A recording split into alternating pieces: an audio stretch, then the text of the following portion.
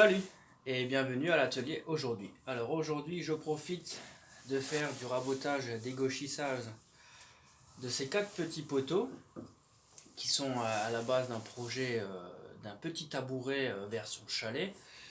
Mais en fait c'est pas ça le problème aujourd'hui. Je profite de ça en fait pour lancer le micro format dont j'avais parlé il y a quelques temps. Et en fait ce sont des trucs et astuces d'atelier. Alors aujourd'hui je profite que j'ai fait ça. Et en fait, ce qui se passe, c'est que mes bouts de bois ne glissent pas bien aujourd'hui, ni sur la table du dessus, ni sur la table d'en dessous. Et pour ça, j'ai une solution, suivez-moi.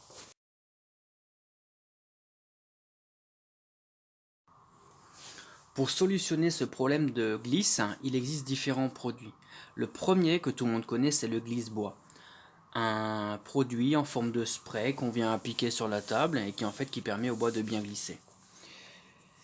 Mais j'ai quelque chose de beaucoup moins onéreux à vous proposer.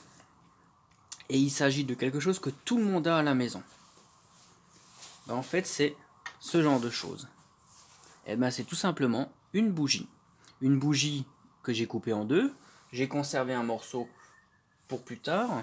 Et je garde ce morceau qui a déjà été un petit peu utilisé. Donc du coup, on voit cette partie plate qui est ici. Et ce que je fais, c'est que je nettoie bien mes tables. Et je viens passer de la bougie.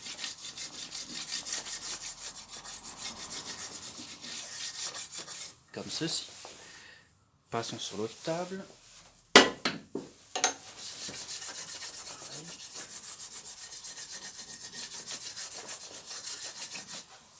Voilà. Pour la table du dessus.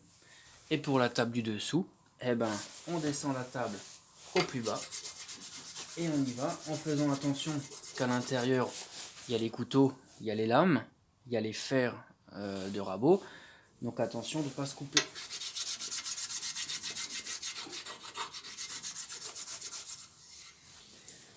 Voilà, la rabot d'égo, j'ai passé ma bougie sur la table et ça va tenir quelques heures de travail.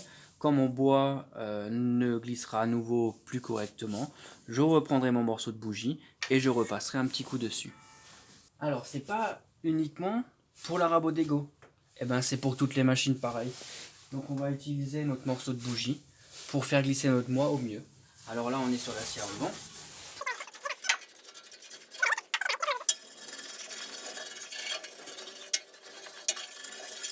Voilà. La scie à ruban, elle a aussi reçu son petit coup de bougie et le bois va bien glisser. Alors au toucher, quand on touche, on sent effectivement qu'il y a une différence. Ça glisse mieux avec les doigts. C'est tout simplement que la paraffine qui est contenue dans la bougie sous forme solide est tout simplement par friction, c'est limé et ça se dépose sur la table et ce qui permet de bien glisser. L'avantage de cette petite astuce, c'est que on ne va pas venir oxyder la table, même si c'est de la fonte d'aluminium, mais on ne va pas venir oxyder la table avec des produits toxiques. C'est un produit naturel, c'est de la paraffine. Et c'est également valable pour la scie à chantourner. Pareil, quand par moment on sent que ça glisse moins, on peut venir appliquer.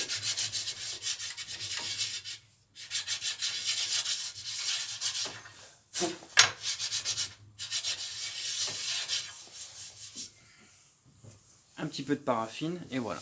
Alors cette petite astuce elle est valable en fait pour toutes les machines qui ont une table. Rabot d'égo, scie à ruban, scie à chantourner, scie circulaire. Comme je l'ai dit avant, très peu onéreux. Avantage financier. Deuxième chose, c'est pas un produit toxique, ça ne va pas oxyder les tables des machines. C'est bien évidemment quelque chose qui ne tient pas dans le temps, mais c'est également valable pour le glisse-bois. Il faut de temps en temps remettre un coup de spray sur les différentes tables pour que ça glisse.